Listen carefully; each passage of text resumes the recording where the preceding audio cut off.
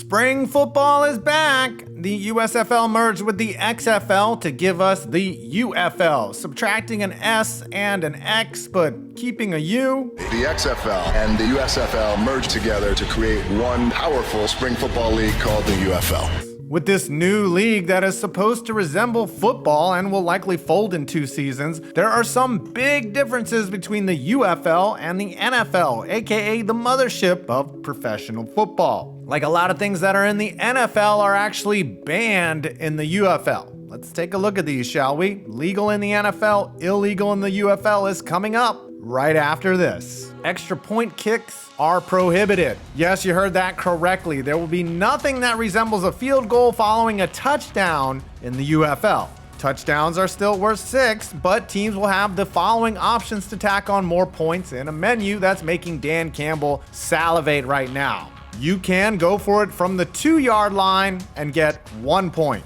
You can go for it from the 5-yard line and get 2 points. And if you go for it from the 10-yard line, you can get 3 points, meaning the ballsiest of the ballsy can get up to 9 points every time they reach the end zone. If that doesn't give Dan Campbell an actual boner, I don't know what does. I don't want to think about that. Field goals and punts are still legal, but kickers in the UFL tuck that foot away if your team crosses the goal line. Talking to you, Destroying. The coin toss is banned. As we all know, a coin toss is 50-50. And for an entire season to come down to a coin toss in an NFL game before overtime, well, that's just ludicrous.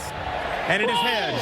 We want that ball. Unless you're Marty Morningweg. So in the UFL, they got rid of that arbitrary drama. And since each team plays exactly 10 games, 5 on the road and 5 at home, the home team gets the advantage of deciding to possess or defer right from the get-go. Wow, this actually makes a lot of sense. Could we do this in the NFL? No, they play 17 games. God damn it. So headed into a game or overtime, you don't have to worry about Phil Luckett botching a coin toss or all that pomp and circumstance. Speaking of overtime, standard football is banned from the UFL in OT. Yeah, so the overtime rules in the UFL are absolutely insane. None of that you win the coin toss and march right down the field with downs and distances and score a TD against an exhausted defense to win the Super Bowl madness. Okay, actually, they changed that rule, but regular season only, right? The overtime rules in the UFL resemble a shootout, like in hockey or, the World Cup.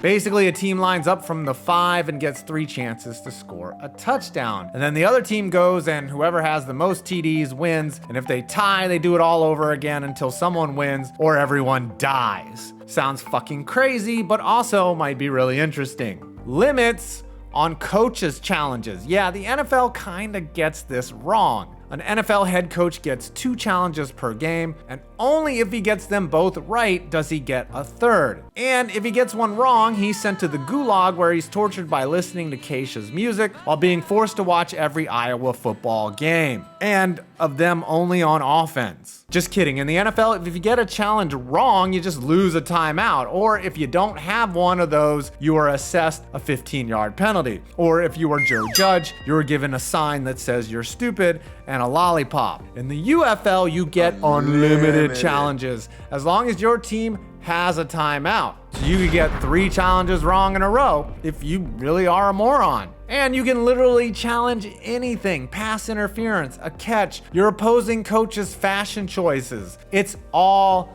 challengeable. As long as you keep winning them and have timeouts, you can Karen your way to all the correct calls your little whiny heart desires. Order behind the line of scrimmage. In the NFL, what happens behind the line of scrimmage is a set dance of unlimited backwards passes that ultimately either ends in the coolest trick play ever or a massive loss of yardage that makes fans cry like the end of Marley and Me. I still don't want to talk about it. Those rules come from rugby, but in the UFL, order behind the line of scrimmage is not a thing, as a team is allowed not 1, but 2 forward passes behind the line of scrimmage. I could see a diabolical genius of an offensive coordinator really working this into the playbook, as we could see throws with a running start, and also it could encourage more trick plays, as if that first forward pass is dropped, it's less risk to an offensive team. And we could see lots of desperation heaves from a player going down in the backfield. Why not? I'm actually looking forward to this. Before we get to the last thing that is illegal in the UFL, let's real quick go over some subtle rule differences between the two leagues. Pass interference in the UFL is a 15-yard penalty, not a spot foul, unless it's within 15 yards of the line of scrimmage, then it is a spot foul. The kickoff will actually look more traditional, but will happen from the kicking team's own 20, not 35. Onside kicks are legal at any time. However, in the fourth quarter, a team may opt for a 4th and 12 to try and retain the ball. Dan Campbell, again, is rocked up just thinking about this. And finally, NFL players are banned from the UFL. If you are currently under contract with an NFL team, you are not allowed to play in the UFL. I mean, if you are active on an NFL roster and say, want to get some playing time, are trying to get injury reps, or your name is Kadarius Toney and you want to practice lining up behind the line of scrimmage, do that on your own time, not the UFL's time. But if you had previously played in the NFL, game on. Former NFL players like Marquette King, DJ Swearinger, and Kurt Warner's son Cade are all currently on UFL rosters, though it would probably be smarter for Cade to go work at Hy-Vee and bag groceries, because that worked out for his dad. Until next time.